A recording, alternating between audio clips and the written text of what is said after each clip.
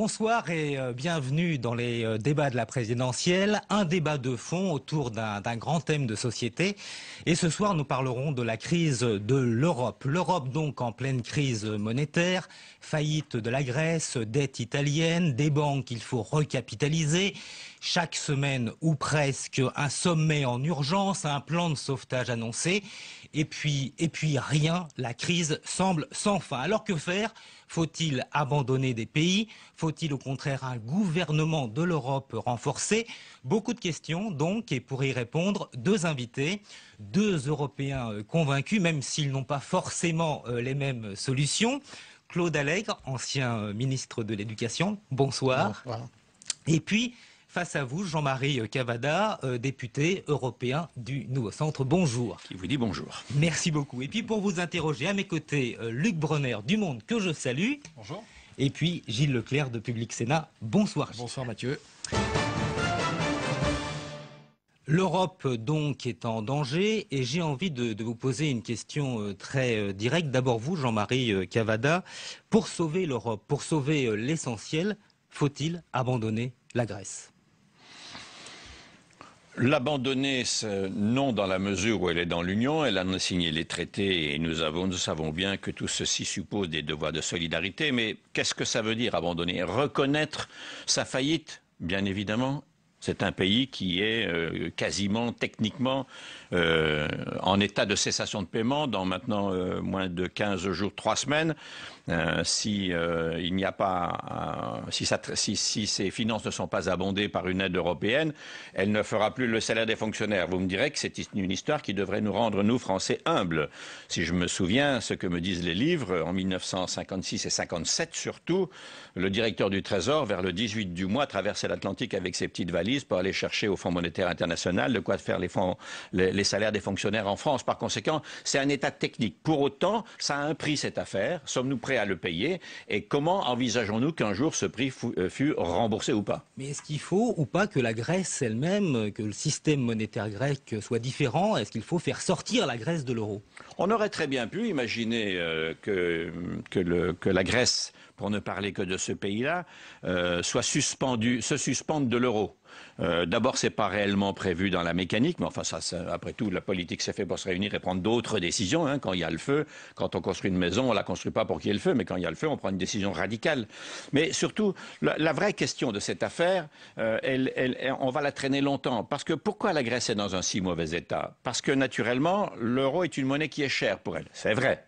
Mais surtout parce que c'est un pays qui n'a pas de système public de perception de la recette, de l'impôt, etc., les taxes, et que tout ça s'en va. Et que les grandes fortunes, d'ailleurs, qui auraient pu contribuer quand même largement, ne sont plus en Grèce. Et que, par ailleurs, c'est un État dont les comptes étaient faux en rentrant dans l'Union. Tout le monde le savait, y compris les Allemands, y compris la Deutsche Bank, y compris la Commission européenne. Tout le monde le savait. Alors on paye aujourd'hui le prix d'une sorte d'impéritie de l'époque. Alors vous, Claude Allègre, dans un livre que vous venez de sortir, qui s'appelle « Peut-on encore sauver l'Europe », vous imaginez des solutions. Et à propos de l'euro, vous proposez une solution assez originale. Vous préconisez en quelque sorte, si je résume, des euros différenciés selon les pays. Il pourrait y avoir un euro grec, dites-vous, un euro portugais. Bref, un euro en quelque sorte sur mesure. Est-ce que vous pouvez nous en dire un petit peu plus ? D'abord, je voudrais vous dire que rien ne permet de faire sortir un pays de l'euro. C'est un manque dans les traités qui ont été faits, mais ils n'ont pas intérêt à sortir de l'euro, puisqu'on paye pour eux. Donc, deuxièmement, il n'y a pas que le problème grec. Et il faudrait, si on se focalise sur le problème grec, on va avoir ce qu'on appelle le jeu de domino, c'est-à-dire qu'on va avoir... Les autres aussi vont vouloir qu'on paye les dettes. Donc, non, je propose pas qu'il y ait des euros différents. Je propose qu'il y ait 2 euros. Quand même 2. Oui. 2 catégories de pays à l'intérieur de Oui, mais l'Europe à actuelle. l'intérieur de l'euro, avec un euro bis, mais vous savez, c'est ce qu'on a fait dans la zone franc, avec le franc CFA pour développer l'Afrique, ce qui a permis de développer l'Afrique à un temps. Donc je propose qu'il y ait un euro bis qui donne un espoir à ces pays d'évaluer de 40 ou 50%, qui permettent d'espérer à ces pays de rentrer dans les clous un jour.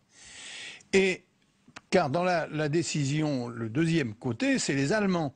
Les Allemands, tout le monde dit, ils ont accepté de suivre Mme Merkel. Oui, mais si vous écoutez les débats qui ont eu lieu au Bundestag, ils ont dit, oui, on l'a fait cette fois, mais n'y revenez pas. On ne le refera peut-être pas une prochaine fois. Voilà.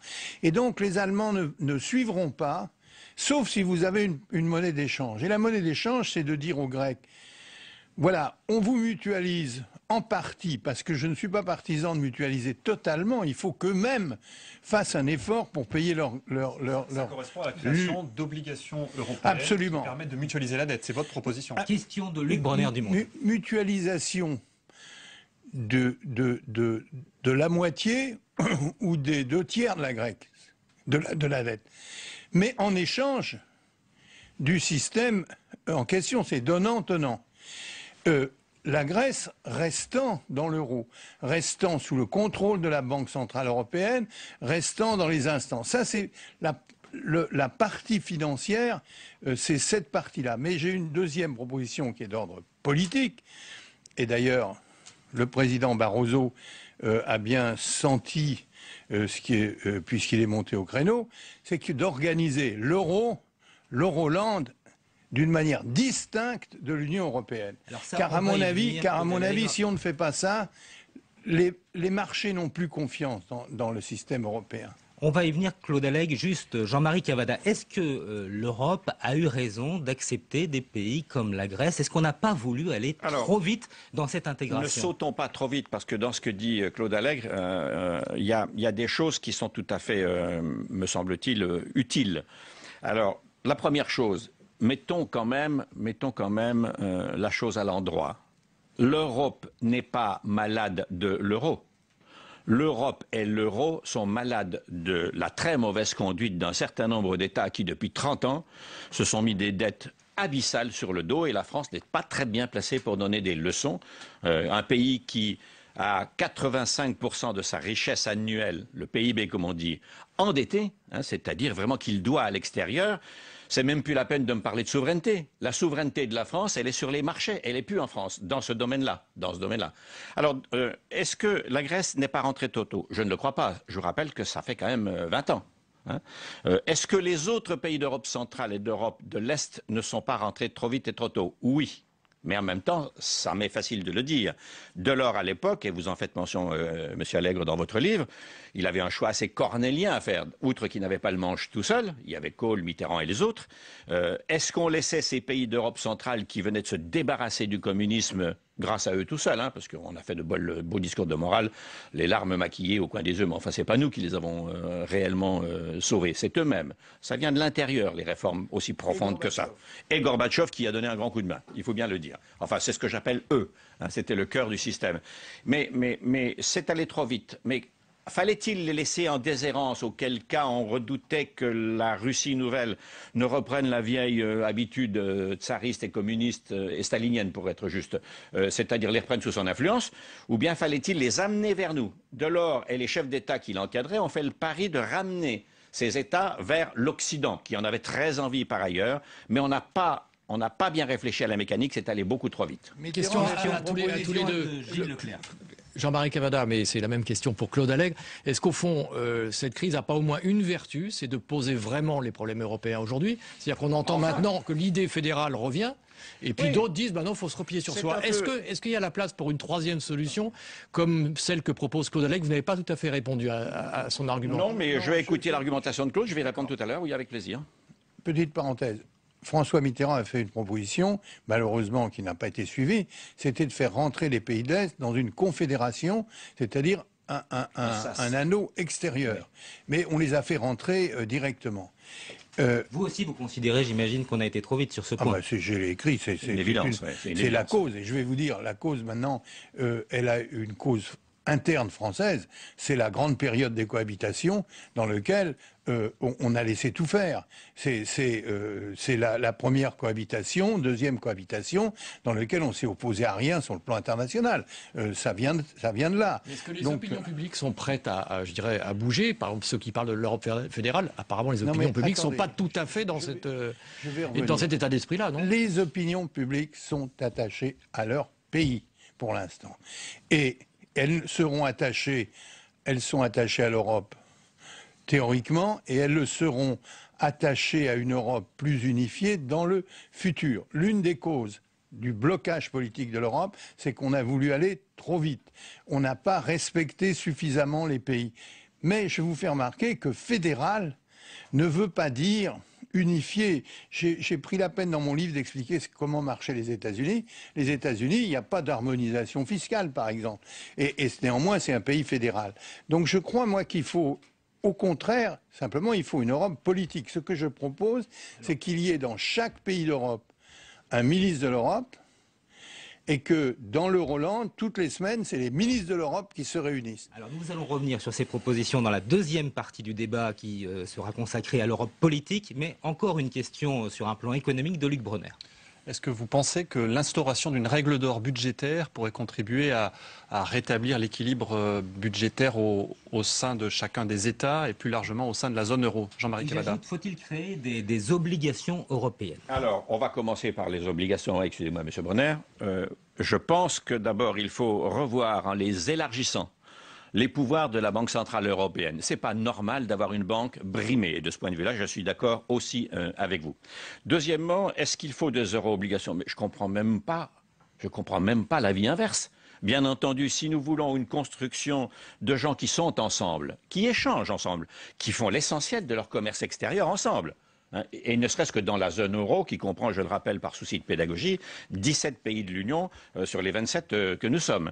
Eh bien, naturellement, il faut que nous garantissions les difficultés d'un certain nombre de pays quand ils les ont. On n'est pas gêné d'aller gagner de l'argent en Grèce, encore à l'heure actuelle tous, et les Allemands d'ailleurs au moins autant que les Français, si ce n'est plus.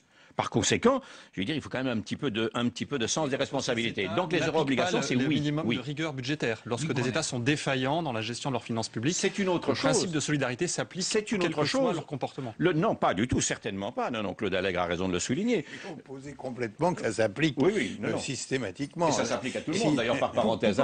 Je veux dire, je termine ma réponse à M. Bronner, pardon, c'est que, naturellement, les euro-obligations, c'est le système d'une garantie collective de pays riches, moins riches, ou en tout cas solvable. La France est un pays très endetté, mais riche. Donc on est solvable. Et on peut apporter une garantie à des pays avec qui nous avons commerce, avec qui nous sommes dans l'union de mille façons, que nous allons les aider. Mais pas à n'importe quel prix. Ils doivent faire aujourd'hui l'effort qu'ils n'ont pas fait avant d'entrer. Alors la règle d'or, c'est un papyrus. On pourrait appliquer la règle d'or sans signer quoi que ce soit. D'ailleurs, je le dis aussi en France, par parenthèse. Le prévoit déjà, de toute façon. Le traité le prévoit, on peut le faire, oui. Mais enfin, de toute façon, moi, je vais vous dire une chose. Les électeurs vireront, je ne dis pas chasseront, vireront des gouvernements, et c'est en train de se faire à chaque élection, tous les impécunieux et tous les imprudents qui les ont mis, même avec leurs sentiments. L'opinion publique n'a pas toujours raison, hélas. Je veux dire que parfois elle se trompe. Ceux qui ont laissé faire ou ont accumulé ces déficits. Il y a une sorte de grand nettoyage qui est en cours de route. La vraie difficulté, c'est que ce nettoyage ne doit pas se faire au profit de ceux qui sont destructeurs, les extrêmes, et on les voit en Europe, ils sont aux portes du pouvoir, parfois ils participent. Alors, Jean-Marie Cavada, Claude Allègre, pour l'instant, nous avons beaucoup parlé. Juste une. Vous aurez l'occasion. Sur la règle d'or. Je pense que c'est un gadget. Je pense que c'est croire qu'on a résolu un problème parce qu'on a écrit quelque chose. Les Allemands avaient ça dans leur constitution, ils l'ont dépassé. Donc ça, c'est des manœuvres pour rassurer le monde, pour faire croire qu'on est devenu vertueux. La vertu, ça se démontre. Par contre, les marchés regardent les budgets. De la même manière. Vous avez cette espèce de truc ridicule qui dit « Ah ben on va pas faire de déficit plus de 3%. » Mais ça n'existe pas. 3%, vous n'allez pas fonctionner chez vous avec 3% de déficit systématique. C'est le déficit zéro qu'on doit avoir comme... C'est pas 3%. Donc je pense qu'il faut arrêter cette mythologie qui fait croire aux gens un certain nombre de choses qui ne sont pas la réalité. La réalité, c'est la volonté. Le général de Gaulle, je m'excuse, je suis socialiste et je donne le général de Gaulle comme référence, il a rétabli les finances publiques en 2 ans, avec des déficits qui étaient bien plus grands que celui que nous avons aujourd'hui. Alors Claude Allègre, on a beaucoup parlé pour l'instant d'économie, c'est important, mais l'Europe ce n'est pas que des questions économiques, il y a aussi des enjeux de société, par exemple le nucléaire, l'énergie. Peut-il y avoir une position commune de l'Europe sur cette question ? Pour l'instant, c'est loin d'être le cas. Alors, écoutez la réaction de Yannick Jadot, député européen d'Europe Écologie Les Verts. Il est interrogé par Caroline Gillet. La seule politique énergétique qu'on a, c'est l'obligation pour les États européens de faire au moins 20% d'énergie renouvelable d'ici 2020. Pour les autres 80%, ça relève de la seule compétence de l'État. La France peut avoir des centrales nucléaires à ses frontières. Ça n'oblige absolument pas la France à demander l'avis de ses voisins, alors qu'on sait qu'en cas d'accident, évidemment, ce serait l'Europe entière qui serait touchée. À partir du moment où on ferait sauter le verrou français du nucléaire, il y a une vraie perspective européenne, d'une communauté européenne de l'énergie.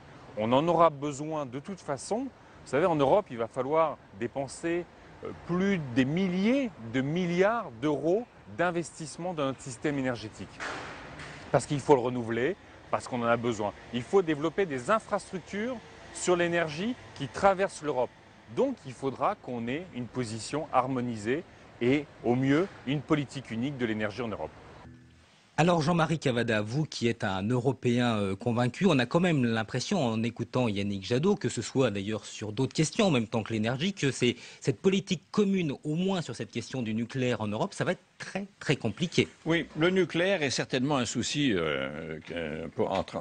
pour les différents pays d'Europe où nous aurons du mal à trouver des positions communes, mais je dirais une chose, le faut-il ? Mon sentiment, c'est que l'Europe est dans une telle crise, et en même temps, peut-être que cette crise est si salutaire que nous en tirerons quelque chose de bien, c'est qu'il faut revoir complètement les fondamentaux. De ce point de vue-là, ce que vous écrivez dans votre livre me semble, comment dirais-je, bien observé et bien analysé, si vous me permettez d'émettre un jugement devant vous, Monsieur Allègre. Mais on peut revoir les fondamentaux de deux façons différentes. Vous êtes plutôt pour une Europe fédérale, et Claude Allègre plutôt pour une Europe des nations, si je peux me permettre. Qu'est-ce que ça veut dire ? Je suis pour la fédéralisation des pouvoirs régaliens que les États seuls dans la mondialisation ne peuvent plus assurer. Alors, détaillons. Et on commence Jean-Marie Cavada, par une convergence d'abord entre la France et l'Allemagne. C'est un préalable ? On n'est pas obligé de tout faire ensemble, mais ceci n'est pas un préalable, c'est un moyen d'accompagnement. Je le souhaite, et je vais dire comment. Qu'est-ce qu'il faut fédéraliser ? On n'est pas obligé de faire la demi-douzaine de choses auxquelles je pense tout de suite. D'urgence, l'économie, dont le corollaire est le budgétaire, le contrôle des systèmes financiers que l'Europe n'arrive pas à faire. Et je dirais qu'il faut commencer deux choses qui sont pour l'instant pratiquement inexistantes. Le social. On ne va pas demander à la Roumanie de faire la même protection sociale qu'à la France. Tout le monde a bien compris ça. Mais que l'Europe qui produit des richesses ne commence pas à consacrer un pourcentage de son PIB à une construction des dégâts collatéraux sociaux qui sont toujours très importants et qui amènent des catastrophes politiques est très dangereux pour l'avenir de l'Europe. Une harmonisation sur les retraites, par exemple. Fiscal, il faut quand même, je pense, ça m'est égal qu'on ait la même fiscalité ou pas. Mais ça ne m'est pas égal qu'il y ait de telles différences parce que naturellement, il y a deux guerres à mener économiquement dans la mondialisation pour exister, mais aussi à l'intérieur de l'Europe pour ne pas être trop délocalisé. Alors je pense, et je termine, à 5 ou 6 sujets qui devraient être régaliens et fédéralisés, et au contraire, que l'Europe ne s'occupe pas du reste, qu'elle confie aux États le soin de conduire sa politique. Quand vous entendez moins de pouvoir et plus de pouvoir supérieur. Jean-Marie Cavada, quand vous entendez, vous, Claude Allègre, ce type de discours avec quand même cette grande ambition européenne et quand même une fédération qui porte véritablement oui, mais vous voyez bien, je ne parle pas de la taille des poissons. Qu'est-ce que vous répondez, vous, Claude Allègre ? Je pense que l'idée de fixer du haut un certain nombre de choses, c'est ça qui détruit l'Europe. Je vais vous donner, je m'excuse, un exemple qui rejoindra le reportage que vous avez fait au début. Moi, j'ai fait, quand j'étais ministre, l'harmonisation européenne des diplômes. Au départ, la Commission européenne, depuis 20 ans, voulait faire un diplôme européen. Ça ne marchait pas. Personne n'en voulait. On a harmonisé les diplômes. Ça veut dire quoi? Ça veut dire que ça permet aux étudiants d'avoir leurs études à l'étranger validées. Mais vous savez ce qui s'est passé? Eh bien maintenant, le diplôme européen, il s'est petit à petit fabriqué. Parce qu'on n'a pas contraint les nations, et les nations ont trouvé plus commode on a fait bouger. Vous savez bien, ce que j'ai établi le master en France comme un diplôme central, alors qu'il était marginal. Donc je pense que toutes les avancées européennes se feront en faisant comprendre aux nations que leurs intérêts sont convergents, mais pas avec une commission. Y compris sur les régimes sociaux, les retraites, dont on a parlé il y a quelques temps. Quand ils le jugeront, qu'ils en discutent, j'ai donné dans mon livre Aux États-Unis, au Texas, on ne paye pas d'impôts. En Californie, en ce moment, on en paye énormément. Dans le Massachusetts, on en paye aussi. Mais néanmoins, personne ne demande l'harmonisation fiscale aux États-Unis. Ce que vous dites dans votre livre, c'est que la Commission de Bruxelles, à plusieurs reprises selon vous, a cherché à imposer toute une série de normes et que c'est ça le problème, peut-être pas numéro un, mais que c'est un des gros problèmes de l'Europe, c'est bien ça. Bien sûr, vous avez un rejet quand la Commission européenne se met à vouloir réglementer l'empaquetage des fromages ou des choses comme ça. C'est évidemment c'est un rejet de l'Europe. Je pense que c'est... Moi, je vais vous dire, je crois que l'Europe, ou bien on organise l'Euroland, là aussi c'est un défaut. On ne peut pas mettre dans la même discussion, comme on le fait, comme veut le faire M. Barroso, les gens qui ont la livre sterling et qui sont concurrents. Quand on entend le Premier ministre polonais qui va devenir le ministre de l'Europe en train d'attaquer l'euro, comme ça s'est produit il y a 3 semaines, c'est pas possible. Donc il faut organiser l'Euroland.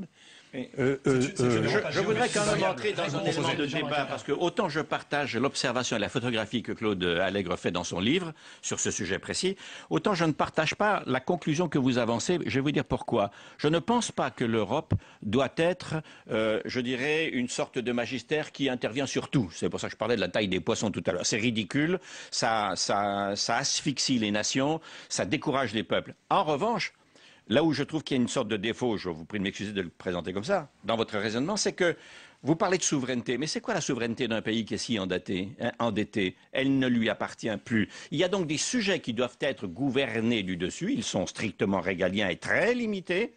Et pour le reste, qu'on laisse les pays vivre.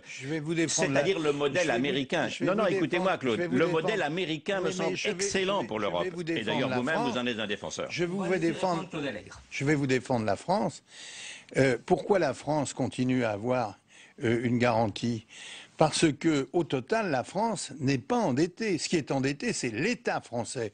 Mais l'épargne individuelle des Français, oui, mais contrairement au Japon, par exemple, ou à d'autres. Pardon ? Même aux États-Unis. La France, au total, et d'ailleurs, c'est bien ce que dit Marine Le Pen, elle dit, moi, pour payer la dette, je vais vous prendre dans votre cagnotte. Bon, donc, c'est pas la même chose. Moi, ce que je dis simplement, c'est que l'expérience...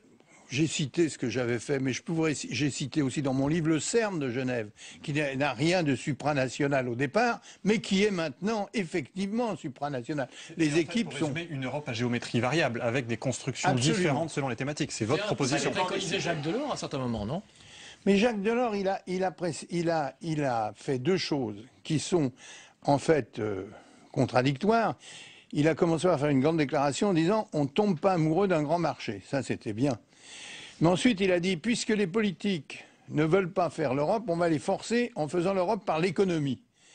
Et faisant l'Europe par l'économie, il y avait quelque chose qui est l'horreur dans l'Europe, et ça, le livre de Jean-Pierre Chevènement, le précédent, le démontre très très bien, qui est l'acte unique, qui est le traité le plus libéral qui existe au monde, et qui fait que nos petites et moyennes entreprises sont à la merci de n'importe quelle concurrence.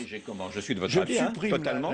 L'acte unique. Je pense que l'acte unique, il faut renégocier autre chose. Vous corrigez comment, on vient de dire Jean-Marie Cavada? Mais je ne vais pas refaire. Il y a 325 articles. Je ne vais pas vous sortir les 325 articles. Vous avez aussi pris position contre le traité européen pour lequel vous aviez voté oui en 2005. En fait, aujourd'hui, vous faites mea culpa. Moi, je ne fais pas partie des gens qui disent « je ne me suis jamais trompé ». Je me suis trompé. Et j'ai été victime. Et je vous dirais franchement, depuis que j'ai publié mon livre, je reçois des lettres de tas de gens, y compris de responsables politiques, disant « t'as raison, j'ai voté oui et c'était une bêtise ». Oui au référendum en Bien 2005. sûr, c'était une erreur parce que cette constitution était absurde. Cette constitution qui était fabriquée de briques et de broc était absurde. Il fallait au contraire... Non, mais moi je suis moins gaillard au sens littéraire du terme que Claude Allègre, parce que il faut faire attention. Est-ce que vous faut faire attention. voté oui? Non, c'était pas un très bon traité. Tout le reste était pire. C'est ça la vraie histoire. Et moi, je ne veux pas d'un désordre politique en Europe. C'est pas le problème de l'Europe de toujours avoir ce raisonnement-là, de dire finalement les autres solutions seraient les pires. C'est parce qu'en effet, vous avez raison, on fabrique des instruments institutionnels absolument compliqués. Et puis, et là où je ne suis pas d'accord avec Claude, c'est que les responsables politiques, petit à petit, après avoir formé des véhicules vraiment, comment dirais-je, extrêmement compliqués pour conduire l'Europe, ils se retirent de la responsabilité et du volant. Et donc, la nature ayant horreur du vide, on a transformé l'Union européenne en société des nations. Il faut rétablir un pouvoir politique fort et la coopération intergouvernementale peut être un escabeau pour y arriver, mais ça ne suffira pas. Dans quoi? Alors, dans quoi? Écoutez, nous sommes pratiquement du même avis, Cavada. mais n'agitons pas nos drapeaux différents, nous sommes quasiment du même. Si vous me dites que le bon modèle pour l'Europe, c'est les États-Unis, je vous invite tout de suite au restaurant. Je l'approuve à 100%, je fais campagne pour vous. Mais mettons-le en place. Non. Ça n'est pas en place. Invité au restaurant Jean-Marie Cavada. Je vais vous dire, moi je me base sur les faits. Les faits, qu'est-ce que vous voyez? Vous avez vu la crise. Vous avez vu Barroso, vous, dans la crise? Je me suis demandé s'il était aux abris ou pas. Vous avez vu Van Rompuy? Qu'est-ce qu'il a fait? Qu'est-ce qui est actif dans la crise? Le couple franco-allemand. Pourquoi? Plus Jean-Claude Trichet. Pourquoi, Claude? Pourquoi? Parce que je pense que depuis le début, contrairement à ce qu'on raconte, n'ont pas voulu que l'Europe soit gouvernée à minima. Parce que l'Europe, et maintenant, là aussi, quand j'étais étudiant, j'étais contre le général de Gaulle, mais je pense que l'acte fondateur de l'Europe, c'est le traité de l'Élysée en 1963. C'est pas le traité de Rome. Je pense que l'idée de reconstruire une Europe forte, si demain vous avez une initiative pour refaire un peu ce que je propose, c'est-à-dire un Euroland avec au cœur le couple franco-allemand, les marchés, tout repart, parce que la confiance repart. Mais les bricolages dans lequel Chypre peut bloquer, comme ils l'ont fait, la TVA sur je sais pas quoi, ça peut pas marcher. C'est-à-dire la règle des votes, en effet, c'est absurde. Ouais. Un instant, c'est l'heure des questions d'actualité dans ce débat. Une première question, Claude Allègre. Est-ce que vous allez voter aux primaires socialistes? Non. Et pourquoi? Parce que je ne suis plus membre du Parti socialiste et que je suis ouvert à la gauche en général. Hein. Laissez-moi. Je sens bien la popularité des primaires, mais je ne suis pas favorable à ce système. Je ne suis pas favorable à ce système parce qu'il va amener progressivement la disparition des partis politiques. On le verra la prochaine fois, il n'y a déjà pas beaucoup d'adhérents. Donc là, un parti politique, c'est pas seulement un parti de militants qui collent des affiches. C'est aussi un endroit où on débat et où on élabore quelque chose. Moi, j'ai vécu ça pendant longtemps dans le Parti socialiste. Donc on va éliminer ça au profit d'individualité. J'ai été frappé, j'ai écouté excusez-moi de dire ça, mais j'ai écouté les débats. Je suis quand même frappé par, comment dirais-je, le programme à minima du Parti socialiste. Il y a des choses pour moi qui sont des choses qui devraient être dans un parti socialiste. Le fait par exemple, que la recapitalisation des banques doit être une prise de participation de l'État. Vous savez, on parle beaucoup de la France et de l'Allemagne, mais on oublie de dire que dans les banques allemandes, dans la quasi-totalité des banques allemandes, il y a les Länder, il y a les villes, etc. C'est-à-dire que pour ça que l'économie tient. Voilà, la puissance publique est dedans. Nous, on a laissé des banques complètement. Les partis socialistes ne parlent pas de ça. Qui vous a paru le plus convaincant au cours de ces débats sur les primaires, Claude Allègre? Écoutez, sur le débat, aucun ne m'a paru convaincant, parce que j'ai trouvé que c'était... Vous aviez dit que François Hollande était un menteur. Non, j'ai dit que ça c'est une boutade de... j'ai dit surtout, je dis surtout que c'est un homme de compromis parce que je l'ai vu faire dans le Parti socialiste. Donc, pas François Hollande, mais qui est pour vous le meilleur candidat aujourd'hui du Parti socialiste? Dominique Strauss-Kahn. Claude Allègre, vous auriez souhaité que Dominique Strauss-Kahn se présente quand même? Bien sûr. Et sur une question que vous connaissez bien. Pour une raison, je vais vous dire tout de suite pourquoi. Parce que je pense que nous sommes tous là autour de cette table, nous dépendons tous de ce qui va se passer en Europe. On est dans une phase historique où bien l'Europe va tomber vraiment dans un déclin profond, ou bien l'Europe va rester et redevenir un cœur. Et Dominique Strauss-Kahn est quelqu'un, je sais qu'il avait des idées sur ce problème européen et des solutions sur ce problème européen. Je ne vois pas, si vous me montrez dans le programme du Parti socialiste des propositions sur l'Europe, j'en serais heureux. Claude Alec, sur une question quand même que vous connaissez bien. L'éducation, il y a une mesure que propose François Hollande qui n'est pas passée inaperçue, le recrutement de 60 000 postes sur le quinquennat, hein, pas d'un coup. Qu'est-ce que vous en pensez? Est-ce que c'est raisonnable? Est-ce que c'est sérieux pour vous? Ce que vous est passé inaperçu, c'est que j'ai écrit un article pour dire que c'était pas la bonne méthode. Moi, je ne suis pas pour ne pas donner la priorité budgétaire à l'éducation nationale naturellement. Mais je pense que c'est pas une question de poste. Aujourd'hui, si vous faites la proportion élèves-professeurs, il y a un professeur pour 12 élèves en moyenne. Donc, vous le voyez pas. Pourquoi vous ne le voyez pas? Vous ne le voyez pas parce qu'il y a des options de partout. Parce que l'éducation nationale s'est effilochée, on a perdu les fondamentaux, on a perdu ce qui est dans l'éducation. Bon, moi je crois que la solution qu'on avait commencé à faire avec la déconcentration des mouvements, qui vous permet aujourd'hui d'avoir des retraites, des rentrées à peu près paisibles, c'est de déconcentrer encore plus près l'éducation nationale. C'est-à-dire de mettre l'éducation nationale plus près des gens, plus près des parents d'élèves, etc. Question de Luc Bronner à Jean-Marie Cavada. Jean-Louis Borloo qui se retire, c'est une bonne nouvelle? Oui, je vais vous en parler dans un instant. Je ne peux pas laisser un sujet aussi important, sans doute plus important sur l'éducation, sans dire une chose. Ce qu'a engagé Claude Allègre de façon assez courageuse, ça lui a valu d'ailleurs beaucoup de soucis, c'était dégraisser le mammouth. Dégraisser le mammouth. Dégraisser le mammouth, c'était l'administration centrale. Oui, mais voilà. Et là, il avait raison. Mais il faut aller beaucoup plus loin. En Allemagne, l'éducation n'est pas nationale. Aux États-Unis, elle n'est pas nationale. Et dites-moi si ça ne marche pas, ça suffit ces débats qui sont en fait l'expression politique d'un corporatisme sécurisé. Je veux le dire. On ne se modernisera pas sans ça. Comme je ne suis pas ministre, je peux avoir une meilleure liberté de langage, comme Claude doit avoir aujourd'hui d'ailleurs à mon avis. Alors, je réponds. Jean-Louis Borloo. Écoutez, Mauvaise nouvelle pour le centre? C'est pas agréable, oui, bien sûr, dans la mesure où quoi? Le centre est un espace de réflexion et de reconnaissance très important. Mais il n'occupe pas un espace électoral important pour deux raisons. La première, c'est que la guerre des chefs, l'éparpillement de tout ça n'est pas très sérieux. Et la deuxième raison, c'est que le mode électoral lui-même ne favorise naturellement pas l'émergence de cette force politique, ou en tout cas de cette famille de pensée, de cette école de pensée, au cœur de laquelle il y a l'Europe. J'ai une autre explication. Mais je serais ravi de l'entendre. De toute façon, je ne demande qu'à apprendre. Hein. Et alors, après, Borloo a représenté en effet un espoir de coagulation. Ça n'est pas le cas. Bon, écoutez, ça ne va pas empêcher. Alors c'est Hervé Morin. Stop sur les hommes. Stop sur les hommes. Le temps. Je voudrais quand même vous rappeler à quelques fondamentaux sur votre respect, messieurs. Un parti politique, ça n'a aucun intérêt s'il ne parle pas au pays. La légitimité d'un parti, c'est d'abord d'avoir une solution pour le développement, l'avenir d'un pays. Cette solution On peut poser la question différemment. Les partis ne sont pas faits pour la meilleure prospérité des leaders, dont d'une certaine manière, je me moque à peu près, le pays est plus important que les hommes, après les hommes. Et qui peut incarner Seulement après, il y a les hommes. Donc c'est le temps des programmes. Qu'est-ce que nous avons à dire, nous centristes, pour sauver ce pays? Voilà. Jean-Marie Cavada, vous allez dans le même raisonnement que moi par rapport aux primaires.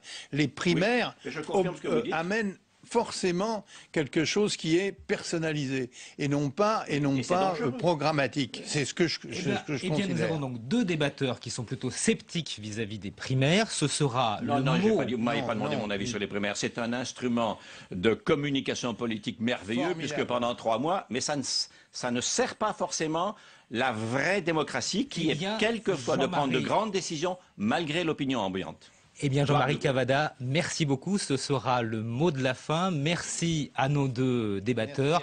Et je vous dis à la semaine prochaine pour un nouveau débat des présidentielles. Au revoir.